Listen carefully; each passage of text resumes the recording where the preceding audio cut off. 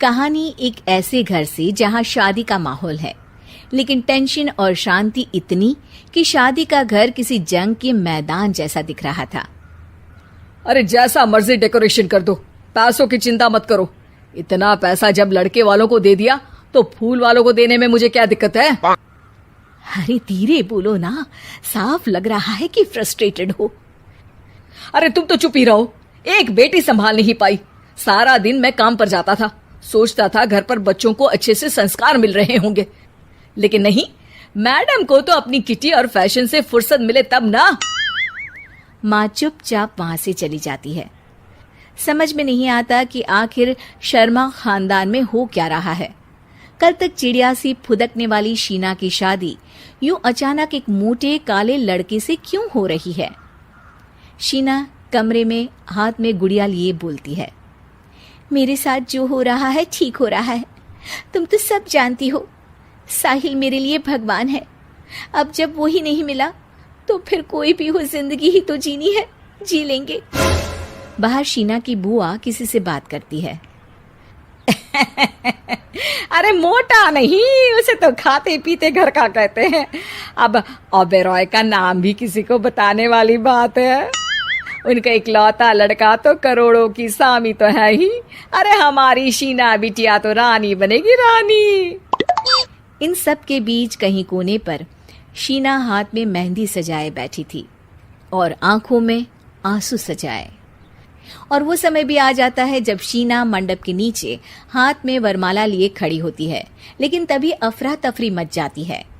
कोई कहता है, अरे लड़के की माँ को हार्ट अटैक आ गया।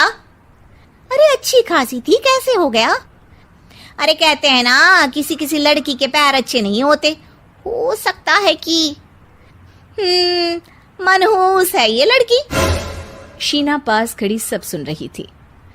फिर शीना अपने कमरे में आ जाती है। शादी ये कहकर नहीं होती कि लड़की मनहूस है। अब लगातार शीना के लिए लड़के देखने आते, लेकिन आस पड़ोस या किसी के कहने पर शादी हर बार टूट जाती। लेकिन एक दिन, अंकल, मैं काफी दिनों से आपसे मिलने की कोशिश कर रहा था, लेकिन हिम्मत नहीं हो पा रही थी। अरे बेटा, हिम्मत तो हमारी टूटी पड़ी है। वैसे कौन हो तुम? अब मेरा नाम साहिल है अंकल। मैं शीना से प्यार करता हूँ और उसी से शादी करना चाहता हूँ। अरे अब तो किस जात के हो ये भी मायने नहीं रखता। बेटा, मेरी बेटी मनहूस है। ये सब कहते हैं कि इसीलिए उसकी शादी नहीं हो पा रही। अगर तुम शादी करने को तैयार हो तो ठीक है। शीना की शादी साहिल से हो जाती है। अगले दिन साहिल की माँ का देहांत हो जाता है और एक बार फिर लोग शीना को अपशकुनी कहने लगते हैं। अरे खा गई दीदी को ये। अरे क्या जरूरत थी साहिल किसी मनहूस को घर लाने की? पर बुआ, माँ की तो तबीयत पिछले कई साल से खराब थी। डॉक्टर्स ने जवाब दे दिया था। क्या पता ये भी उनका सौभाग्य हो कि वो बहू का मुंह देख पाई। अरे बहू का मुंह देख पाई, या ये कह लो कि बहू का मुंह देखते ही स्वर्ग लोक सिधार गई। खैर, हमें क्या, घर तुम्हारा है, हम तो चले। अब शीना को खुद पर ही शक होने लगता है कि कहीं सच में वो अपशकुनी तो नहीं। साहिल, हम दोनों की शादी नहीं हुई होती तो अच्छा था। देखो ना, कैसे पहले मेरी शादी टूटती थी और अब तुम्हारी माँ भी। अरे ऐसा कुछ नहीं होता शीना, अपशकुनी वगैरह कुछ नहीं होता। ये सब तो ईश्वर के खेल हैं। वो शादी तुम्हारी इसलिए टूट गई क्योंकि तुमको मेरी पत्नी बनाना था, और माँ का जाना तो तय था।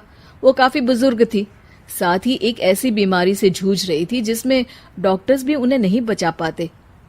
शीना साहिल की बात सुनकर तसल्ली कर लेती है और वहां से चली जाती है। अगले दिन, शीना, अरे ओ शीना। क्या हुआ? उफ, कहीं फिर मेरी वजह से कोई नुकसान? अरे नहीं नहीं शीना, तुम जानती हो, जिस प्रॉपर्टी के केस को हम बरसों से लड़ रहे थे उस पर फैसला आ गया, वो भी हमारे हक में। अब हम करोड़पति हो गए शीना। शीना शांत रहती है। अरे क्या हुआ? करोड़ पत्नी बनकर तुमको खुशी नहीं हुई? शीना की आंखों में पानी आ जाता है। चलिए जी, कुछ तो अच्छा हुआ मेरी जिंदगी में आकर आपके साथ। साहिल शीना को गले लगाकर कहता है, मेरी नई नौकरी भी तुम्हारे ही आने से लगी। ये प्रॉपर्टी का केस जीता। सब कुछ तो तुम्हारे आने के बाद ही हुआ, फिर तुम मनहूस कैसे? ये सुनकर शीना खुश हो जाती है।